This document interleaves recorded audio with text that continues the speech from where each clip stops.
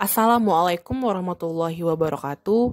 Izinkan kami dari kelompok 1 akan menyampaikan presentasi dengan judul tipe metode penelitian kualitatif, interaksionis simbolik, dan action research. Anggota kelompok kami terdiri dari Dafrizal dan Putri Rahmania. Materi pertama yaitu mengenai interaksionis simbolik. Konsep teori interaksi simbolik ini diperkenalkan oleh Herbert Blumer sekitar tahun 1939. Dalam lingkup sosiologi, ide ini sebenarnya sudah lebih dahulu dikemukakan oleh George Herbert Mead, tetapi kemudian dimodifikasi oleh Blumer guna mencapai tujuan tertentu. Teori ini memiliki idea yang baik, tetapi tidak terlalu dalam dan spesifik sebagaimana diajukan oleh Herbert Mead. Interaksi simbolik didasarkan pada ide-ide tentang individu dan interaksinya dengan masyarakat. Esensi interaksi simbolik adalah suatu aktivitas yang merupakan ciri manusia, yakni komunikasi atau pertukaran simbol yang diberi makna.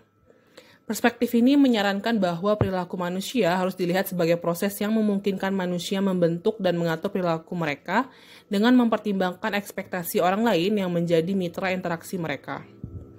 Definisi yang mereka berikan kepada orang lain, situasi, objek, dan bahkan diri mereka sendiri yang menentukan perilaku manusia. Dalam konteks ini, makna dikonstruksikan dalam proses interaksi dan proses tersebut bukanlah suatu medium netral yang memungkinkan kekuatan-kekuatan sosial memainkan perannya, melainkan justru merupakan substansi sebenarnya dari organisasi sosial dan kekuatan sosial. Teori interaksi simbolik merupakan pendatang baru dalam studi ilmu komunikasi, yaitu sekitar awal abad ke-19. Sampai akhirnya, teori interaksi simbolik terus berkembang sampai saat ini, di mana secara tidak langsung, interaksi simbolik merupakan cabang sosiologi dari perspektif interaksional. Interaksi simbolik menurut perspektif interaksional merupakan salah satu perspektif yang ada dalam studi komunikasi yang barangkali paling bersifat humanis, di mana perspektif ini sangat menonjolkan keagungan dan mahakarya nilai individu di atas pengaruh nilai-nilai yang ada selama ini. Teori interaksi simbolik menekankan pada hubungan antara simbol dan interaksi, serta inti dari pandangan pendekatan ini adalah individu. Banyak ahli di belakang perspektif ini yang mengatakan bahwa individu merupakan hal yang paling penting dalam konsep sosiologi. Mereka mengatakan bahwa individu objek yang bisa secara langsung ditelaah dan dianalisis melalui interaksinya dengan individu yang lain. Menurut Ralph Ralosa dan Donald C. Reyes dalam Westerner, interaksi simbolik pada intinya menjelaskan tentang kerangka referensi untuk memahami bagaimana manusia bersama dengan orang lain, menciptakan dunia simbolik dan bagaimana cara dunia membentuk perilaku manusia. Interaksi simbolik ada karena ide-ide dasar dalam membentuk makna yang berasal dari konsep mind, self, dan society. Action research atau penelitian tindakan. Penelitian tindakan dikemukakan oleh Kurt Lewin dalam karyanya yang mana Lewin membahas perihal dinamika sosial yang terjadi di Amerika sekitar tahun 1940-an.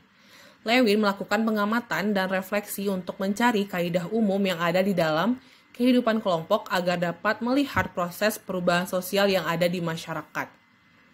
Penelitian tindakan menurut McTaggart ialah langkah nyata dalam mencari cara agar dapat memperbaiki dan meningkatkan pemahaman terhadap keadaan sosial atau lingkungan. Menurut Grundy, penelitian tindakan adalah usaha untuk memperbaiki pemahaman, cara serta kondisi secara kolaboratif. Grundy dan Kemis mengatakan bahwa ada dua tujuan utama dari penelitian tindakan, yakni improve dan involve.